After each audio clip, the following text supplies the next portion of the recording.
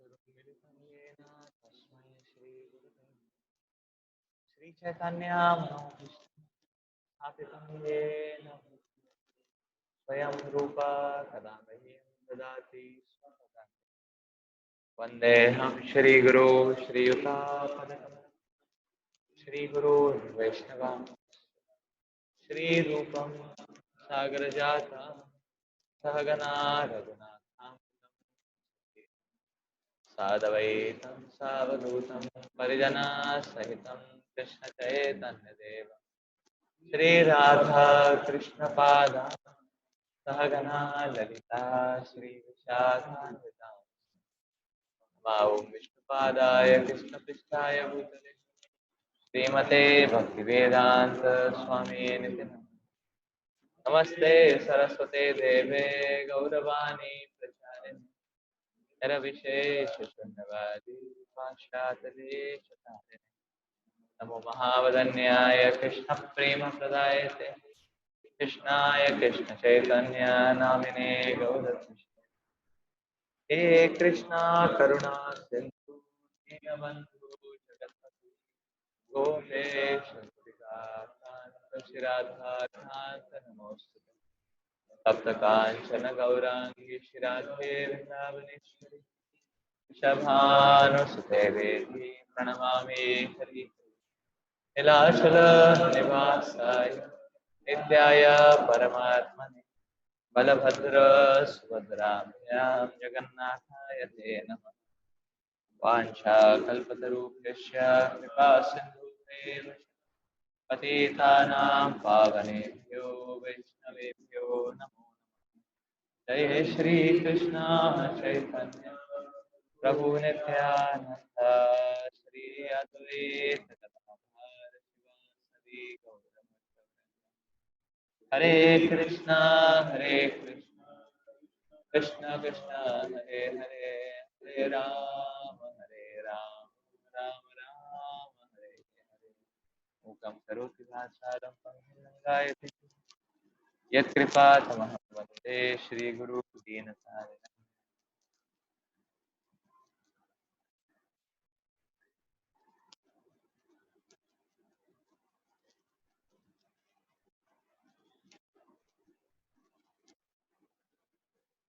It's 41 today.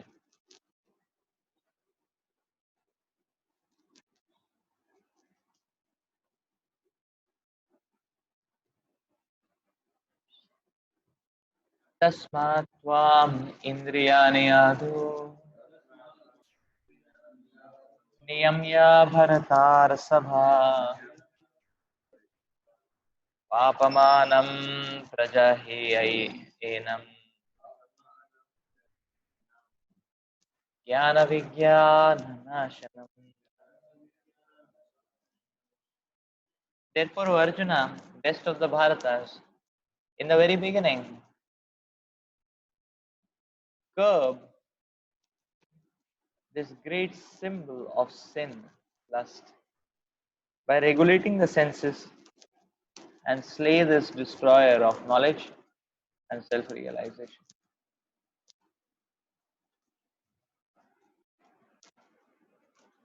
The Lord advised Arjuna to regulate the senses from the very beginning so that he could curb the great sinful enemy, lust, which destroys the urge for self-realization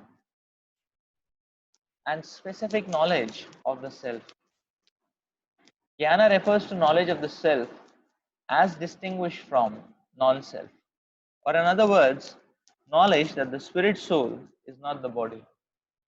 Vijnana refers to the specific knowledge of the spirit soul's constitutional position and his relationship to the supreme soul. It is explained thus in Srimad Bhagavatam 2931. Jnanam paramaguhyam yadvigyana samandvitam sarahasyam tadangam cha ghrana gaditam maya. The knowledge of the self and supreme self is very confidential and mysterious. But such knowledge and specific realization can be understood if explained with their various aspects by the Lord Himself. Bhagavad Gita gives us that clear, that general and specific knowledge of the self.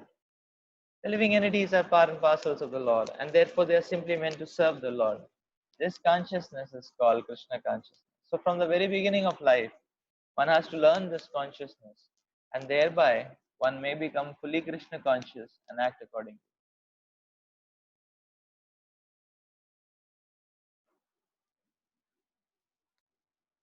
Lust is only the perverted reflection of the love of God, which is natural for every living entity. But if one is educated in Krishna consciousness from the very beginning, that natural love of God cannot deteriorate into lust. When love of God deteriorates into lust, it is very difficult to return to the normal condition. Nonetheless, Krishna consciousness is so powerful that even a late beginner can become a lover of God by following the regulative principles of devotional service.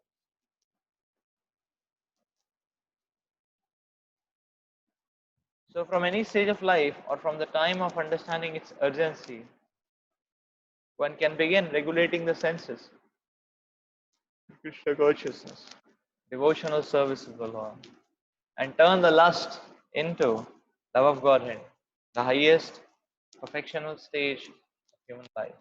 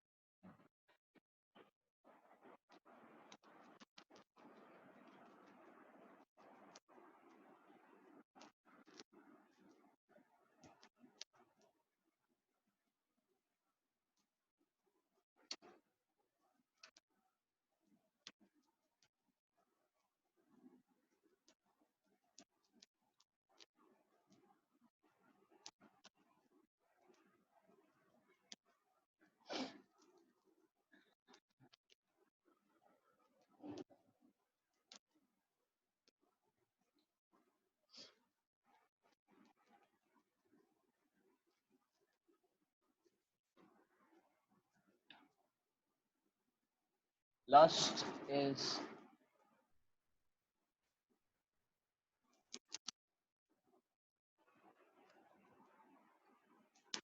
lust is like very dangerous, very dangerous. It is exactly like a virus. Characteristic nature of a virus is that a virus expands very fast. It expands very fast. It multiplies very fast. Similarly,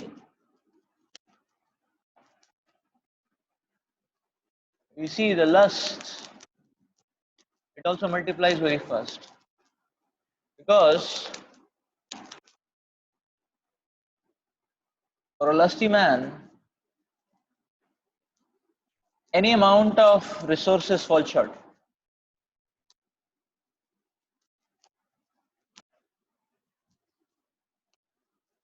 He is not satisfied, satiated with any amount of resources. Whatever bank balance is given to him, it falls short. Lusty.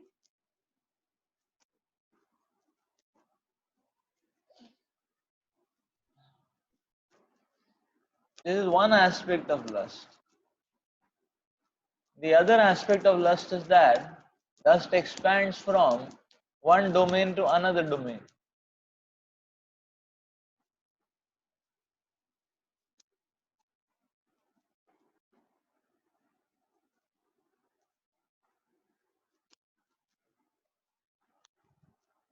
From one frontier to another frontier. It means that uh, a lusty person can never be exploitative on one front and not be exploitative on the other front. This is what it means.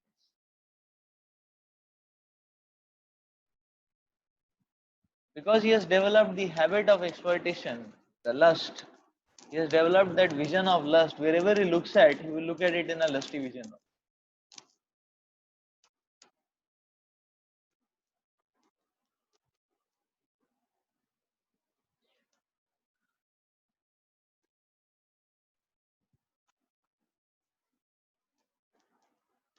So therefore, it's not that okay, we can be exploitative towards the outside world, but when we come to devotee circle, one will not be exploitative. No, that doesn't work out. If one is having a crooked vision with the material world, the same vision will come when one in the dealings with devotees. It's not that material world one can cheat people, make a lot of money. That mentality will come in dealings with devotees also. So this is the power of lust. That means what happens is that a lusty person, see, because the lust factor is so strong that when he comes in touch with the spiritual energy of the Lord,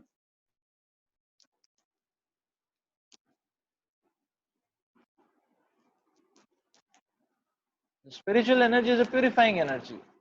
But the point is that if lust is intense, then what it can do is that instead of getting purified, a person will start seeing how to satiate his lust even in a spiritual setting. That's the danger of lust,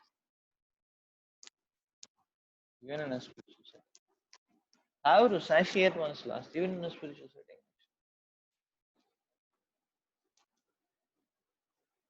So one starts seeing how to squeeze out sense gratification. Is it not?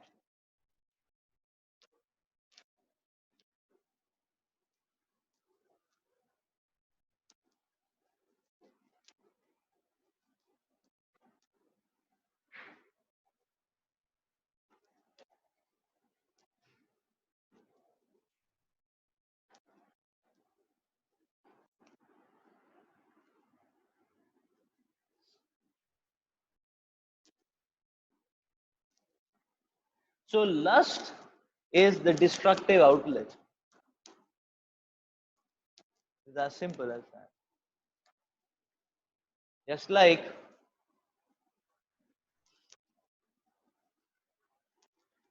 just like a tornado, say for example, cannot be put to any good utility. The only thing it can do is destructive effect. It's not that a tornado is coming and something wonderful is coming. Tornado is coming means the shore will be devastated.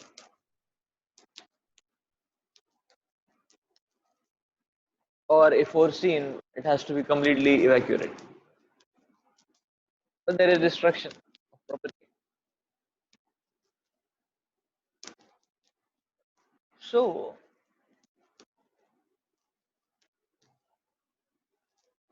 similarly,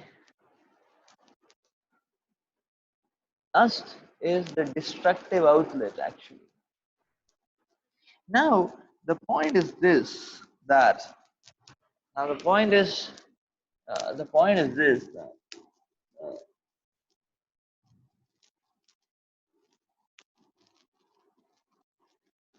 why lust is called as Jnana Vijnana Nashanam.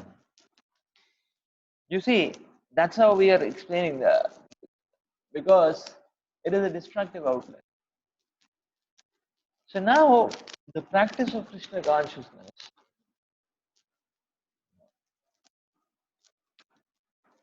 by the practice of Krishna consciousness, somehow or the other, by mercy of Vaishnavas, by mercy of Acharya, by mercy of Krishna, and by the right choices and struggle of the sadhaka, he develops certain visions, he develops perspectives. Basically, he develops pathways, you can say physical pathways, which channelize his consciousness and thought process, any given situation. And if lust is allowed to breed, then the lust will break these pathways down. So, if the canal channel is broken, then the water will never reach its destination, agricultural fields. If the canal boundaries are broken, the water will be just squandered. So, this is what lust can do to us, actually. That it breaks these canals, and that is called as Vijnana Nashanam.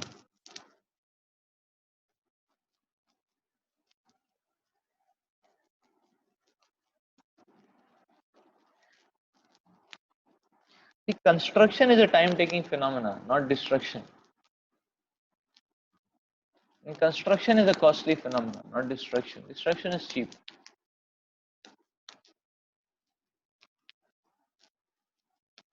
It's like if you want to make a two-story building, it will take 10 months to make it. It will take half a crore, 1 crore to make it. Is it not? But if you want to break it, it can be broken in 20 days. It won't take more than 20 days, 1 month to break it. So destruction is always easy phenomenon. Radhanath Swami explains, to grow a tree it may take 50 years, to cut it it may take 5 minutes. Electric axe. Same principle actually. Destruction is quite easy. Construction is what is difficult. Is it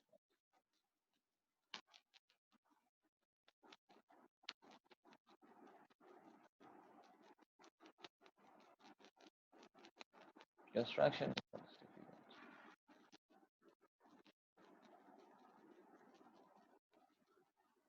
That is the reason the Lord is giving a warning here.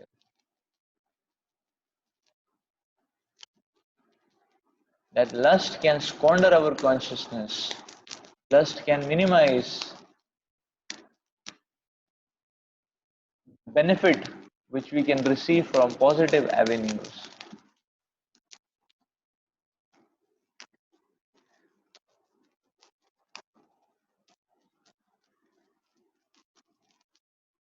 Therefore, lust has to be controlled, or has to be not controlled but stopped, curbed. The Lord says curbed actually. And the Lord says curb it from the beginning. From the beginning only, lusty tendencies have to be curbed.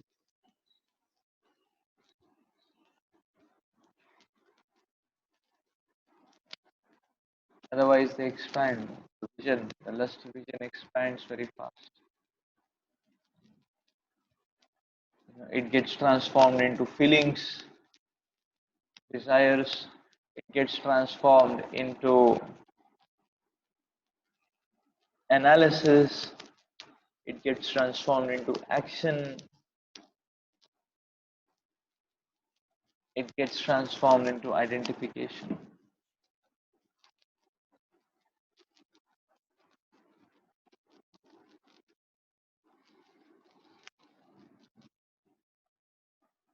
So this is instructive here.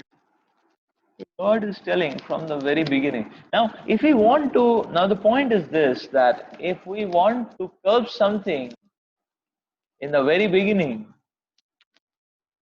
how does one do that?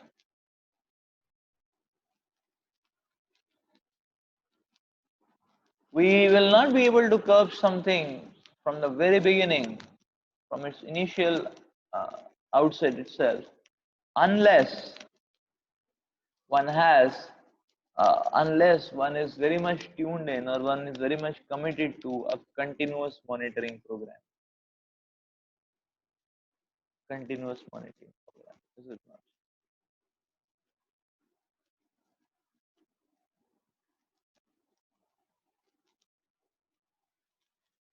If we wait for symptoms to manifest, it will be like stage 4 cancer. Nothing will be done. Is it not? Symptoms to manifest. That okay, let the symptoms become quite properly prominent. So if we wait for that, it is going to be intense.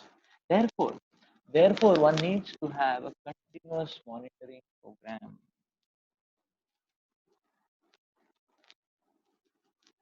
One needs to have a continuous monitoring program.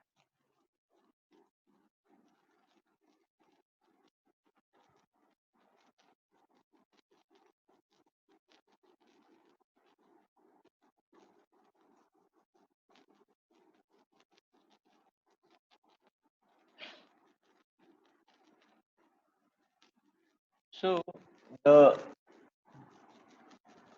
so that's why actually we are working on. So when it comes to continuous monitoring program, one should be working on all the platforms. That's why when we discussed about senses, mind, and intelligence are the seeds of lust, then the point which comes is that just working on one platform is not sufficient. One has to work on all the platforms.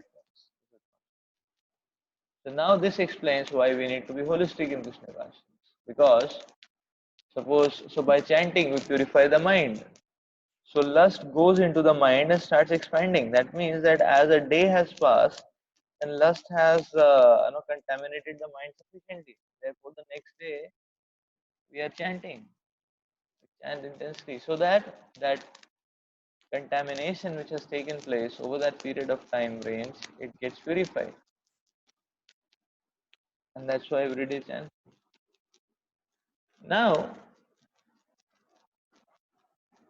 now the point is that this is not sufficient. The senses also has to be engaged in Krishna's service. Lust is present at the level of senses as well.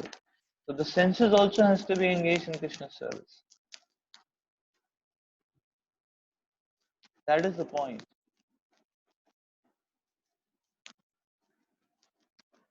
For practical devotional service, or you can say that yes, sense engagement, devotional service, uh, which engages our senses, those devotional activities have to be also performed.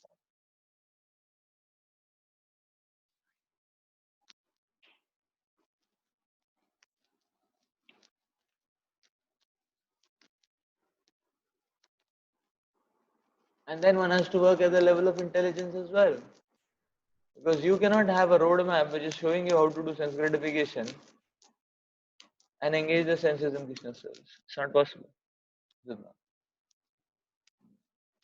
If you do the force calculations, the forces are going to be very strong, strongly against doing Krishna consciousness that way.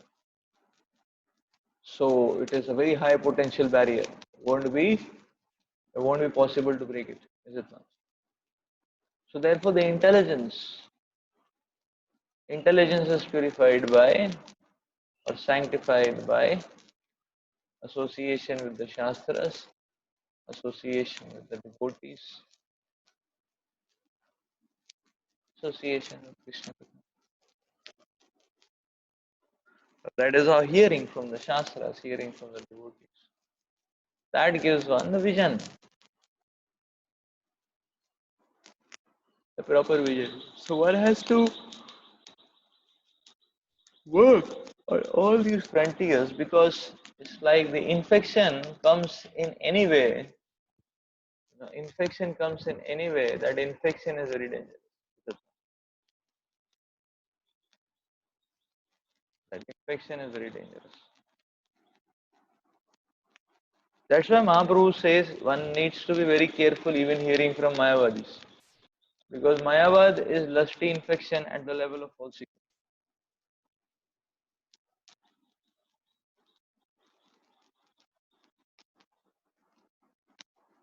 It's infection at the level of ego. I am God. And now if the infection comes at the level of false ego, it's just a matter of time, everything will get infected.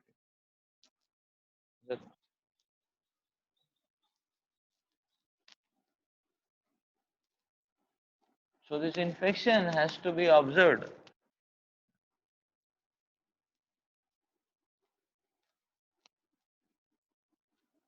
That's why we need to stay in devotee association. Otherwise, we may get infection at the level of false ego. One may start feeling that he is very great. One may start feeling that he is very upright. Therefore, we have to stay in association of devotees.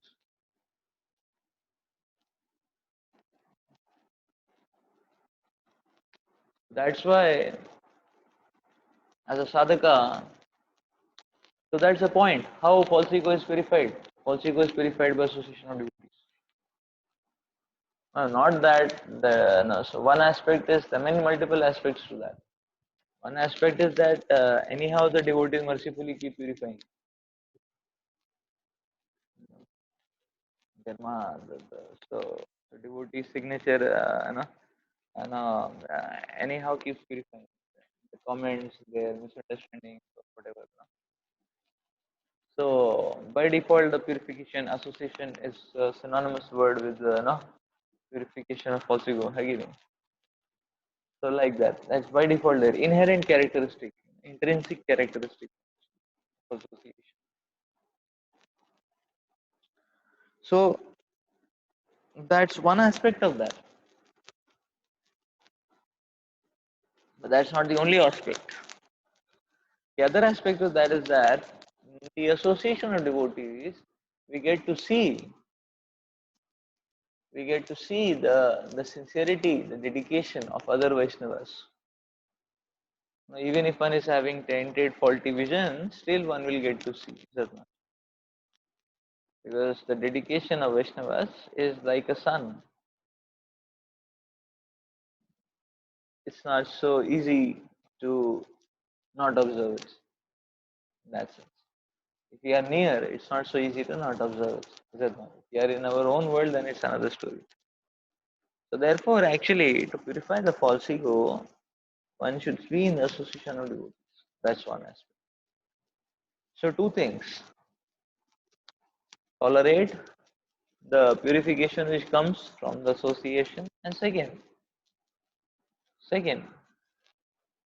as a sadhaka, just like we are nowadays, there is such a pull, or you can say such a provocation, basically. Not pull, but provocation is the right word. Such a provocation to keep updated with the COVID news. Now, what is the latest update of COVID? How many, affected? How many casualties? Like what measures taken? What is the next step? You know, and so live updates. Many websites are giving live updates every 5 minutes, 3 minutes, 10 minutes. They post something, like that, and one is very much provoked to be tuned with that. In a similar way, actually, that attitude one should utilize in updates of actually how various other devotees are serving Krishna. Not Prajalpa or leg pulling, positive updates.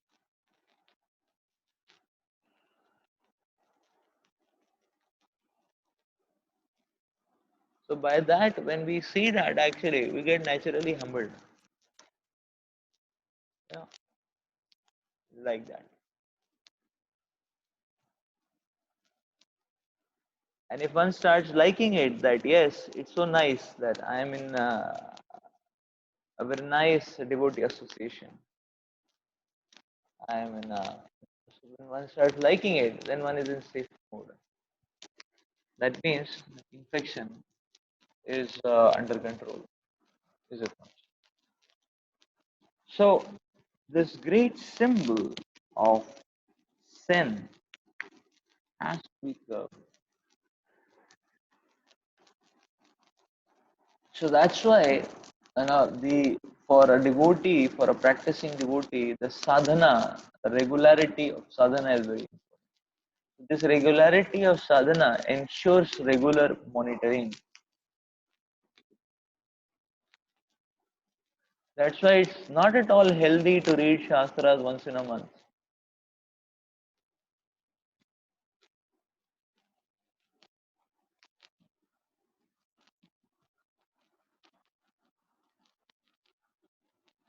In oncology, sometimes some cancers they kill a person in 20 days from inception.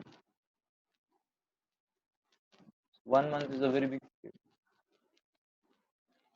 Person is destroyed in 20 days completely. Sometimes it happens. So it's not just sufficient to read once in a month. Is it?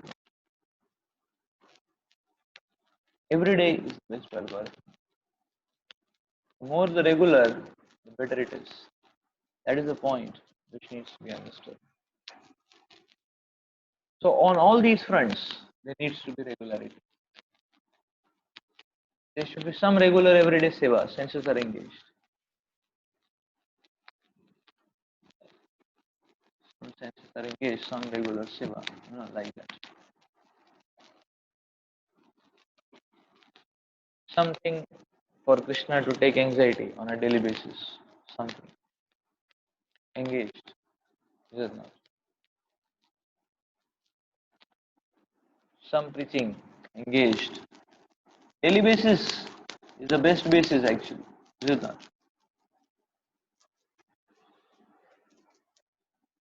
And everyday chanting sincerely, every day, Krishna Katha,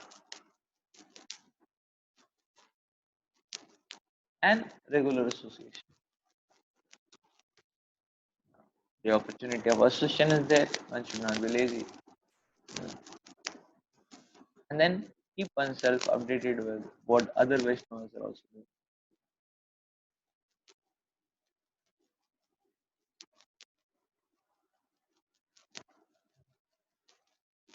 What other Vaishnavas are also doing.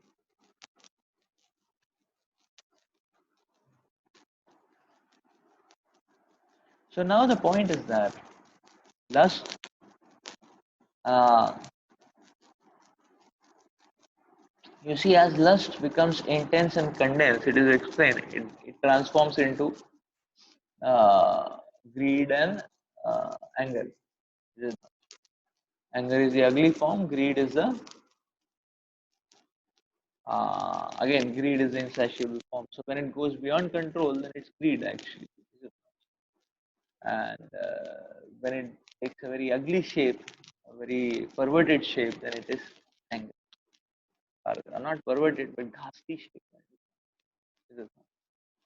So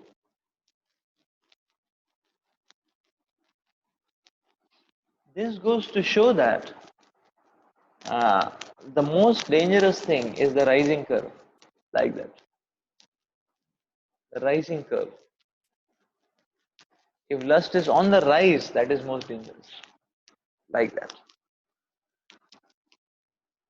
The acceleration has to be cut down. That's the point. Something to retardation has to start. That's the point. The retardation has to start. It cannot be on the rising side. So this is interesting. Why? Because if we try to see the solution which Lord has given, how that solution is quite effective in lust. So because lust, the nature of lust is to always expand. Always expand. Just like Just like a lusty man can never be satisfied with one woman. It's quite simple. One who has to be satisfied will have to work on his lust. Is it not? Is it not? It's like somebody lusty for sweets. No matter how much you give him, he is not satisfied. Is it not? You give him one rasgulla, he won't be satisfied. He'll be looking at other person's plate. Again, you know, is it not? Won't be satisfied. Is it not? So that's the point actually. Lust is never satisfied. Therefore, if lust is contained in a box, it suffocates and dies. That's why the Lord is prescribing regulation.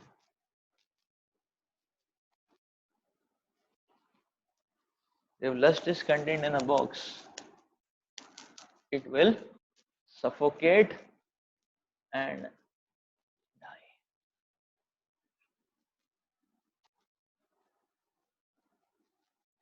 This is the point.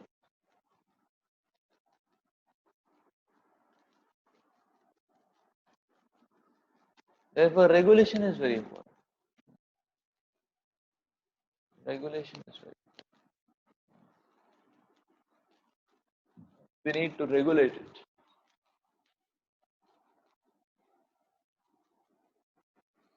So now whenever we talk about regulation of the senses, then the point which comes is that okay, uh, regulation of the senses.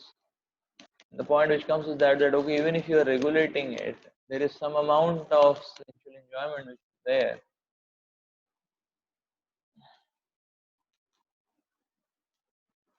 Will it not create a disastrous effect?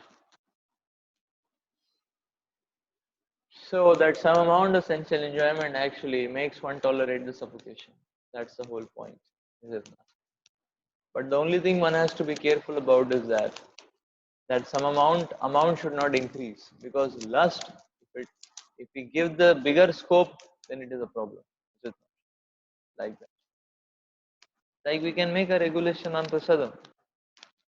That I will have big feast when I conduct camps for new people.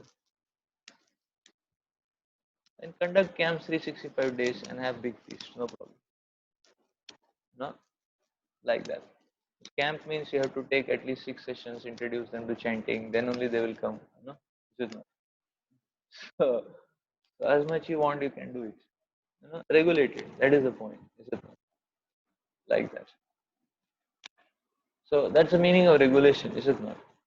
Or if no, I do a first year program, then I can take feast. So if you do 7 days, 7 programs, then okay, 7 days you can take feast. Is it not? Provided your health permits. Is it? So the point is regulation actually. Regulation. Is it not? Therefore, actually, a devotee, a sadhaka, should never deal in, a devotee, a sadhaka should never deal in figures. Should never deal in figures. One should deal in percentile. Okay, how much percentage for Krishna, how much for myself. That's how one should deal with. Figures are deceptive, is it not? Maya makes us show that even if we give uh, you know, pico scale worth of service, Maya makes it show that that as if it's like Mount Everest, like that. So therefore, one should always deal in percentage. Figures are very deceptive. So not. Figures are very deceptive. Ratios and percentages are good. How much spiritual, how much for myself. So regulation means maintaining the ratio. Is it not? That's called as regulation. Okay, 5% for myself. That's regulation. Is it not?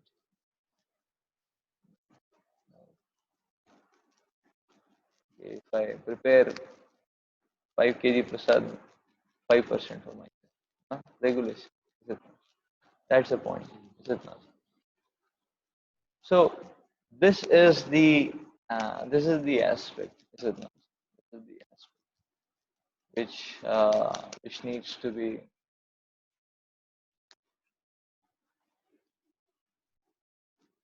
be understood. That regulation means ratio and percentage.